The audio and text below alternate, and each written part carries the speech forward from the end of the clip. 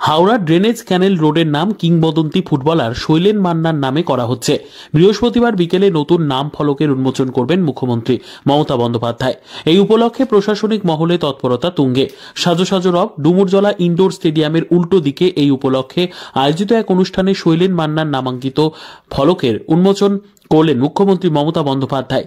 ইতিমধ্যে সেখানে এসে উপস্থিত হয়েছেন মন্ত্রী অরূপ রায়, বিধায়ক গৌতম চৌধুরী, হাওড়ার মুখ্য পৌর প্রশাসক ডাক্তার সুজয় চক্রবর্তী সহ প্রশাসনিক কর্তারা। রয়েছেন পুলিশের আধিকারিকরা। অনুষ্ঠান মঞ্চে স্বনির্ভর গোষ্ঠীর তৈরি বিভিন্ন সামগ্রীর স্টলও খোলা হয়েছে। এগুলিরও উদ্বোধন করলেন মুখ্যমন্ত্রী মমতা বন্দ্যোপাধ্যায়। জামা কাপড় মেয়েরা যেগুলো পরে এবং গয়নাগাটি এগুলো আছে। এছাড়াও এখানে যেটা হবে সেটা হচ্ছে একটা গ্রামের মধ্যে এর একটা লাইব্রেরি তৈরি করবে কিছুটা জায়গা জুড়ে, মানে পুরো এলাকাটা জুড়ে।